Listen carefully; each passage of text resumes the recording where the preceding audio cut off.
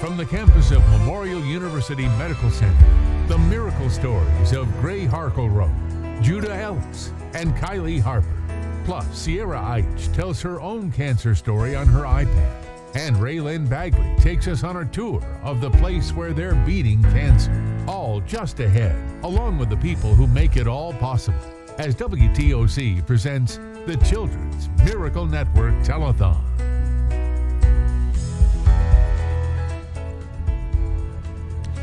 Good evening, and thank you for joining us in a location that we're not exactly used to yet. This is a place we talk about all the time, but now we are here this year. For the first time ever, more than 20 years, we've been a part of the Children's Miracle Network and helping people here at the Children's Hospital on the beautiful campus of Memorial Health.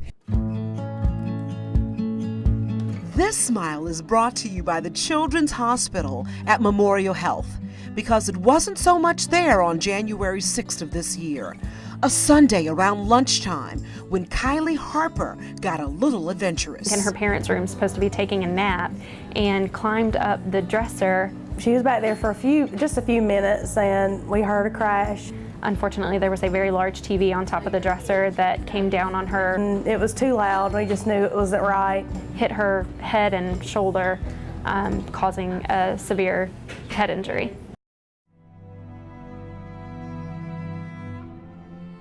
Ray and Charlie rushed Kylie to Irwin County Hospital near their home in Ocilla, Georgia, where Dr. Casey Connor knew Kylie would need a higher level of care. He had done his residency here at Memorial. He remembered that, just the brain trauma and the PICU was just great here. LifeStar flew Kylie to the Children's Hospital at Memorial to the care of Dr. Tom McKee and ICU nurse Katie Blanton. Trauma surgeons are staffed in the hospital 24/7, 365 days a year, and they see all comers from this region of the state.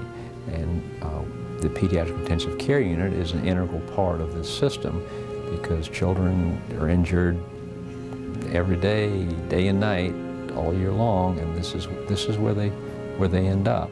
Really thought that she may not make it through the night. She had a severe head injury from right off the bat. She was giving us signs that may be too severe to make it through. I was just on my knees on the floor in the hospital.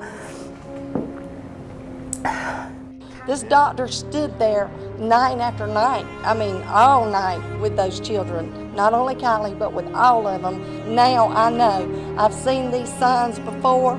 I have given change, but now I promise you one thing, I won't ever overlook them again.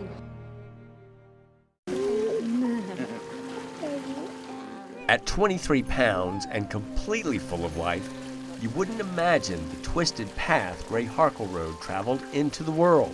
As any couple, we were expecting to have a easy, wonderful pregnancy, and we were real excited about having Gray. And one day she said, "We're having a little bit of complications. I'm not sure what it is." It was on a visit to Dr. Royek that Jenna discovered Gray wasn't getting the nutrients he needed.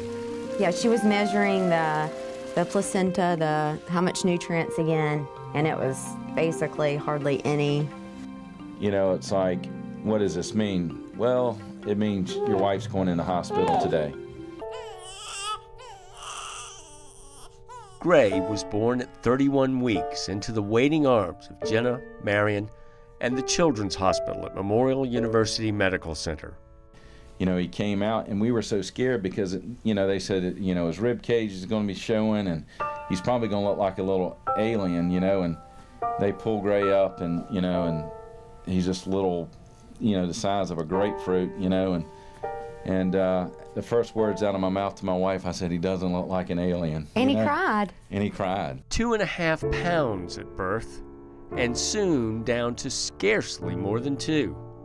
And I stuck my finger by his hand. My fingernail was almost bigger than his whole hand. Of it. And that just scared me.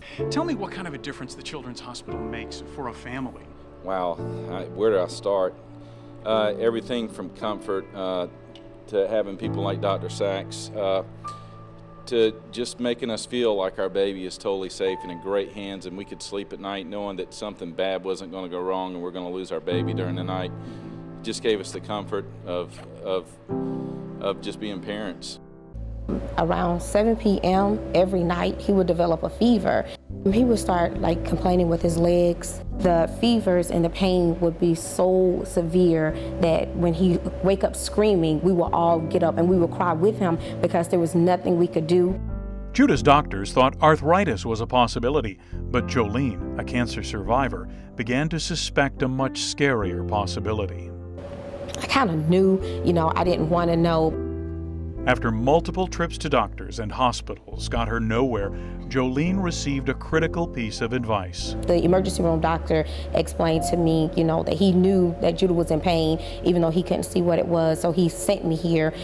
He just told me don't stop until I get to the Memorial Hospital and take Judah to the Children's Center here. You give something that the hospital just cannot quantify: hope. You gave this family hope when they came to you with a really tragic problem. Well, one of the best parts of my job and the worst parts of my job is that very first day, because families come in, they know there's something wrong with their child, they may not know what it is. We put a label on it. We tell you your child has cancer, and obviously that's devastating, but then in most cases we can say this is fixable.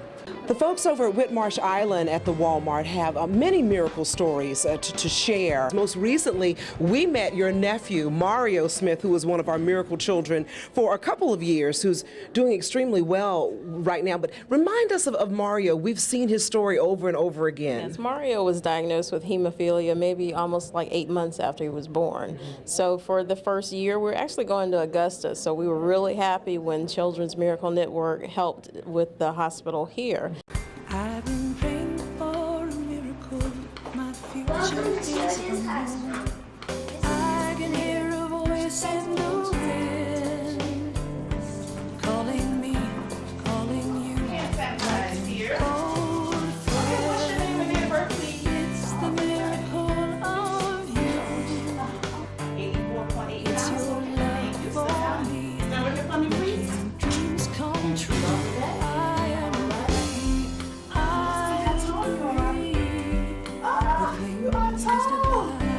Drum roll and raise those numbers, starting with you, Evan. Get them up. Here we go. Woohoo! 1,022,000. Thank you so much. More than $1 million.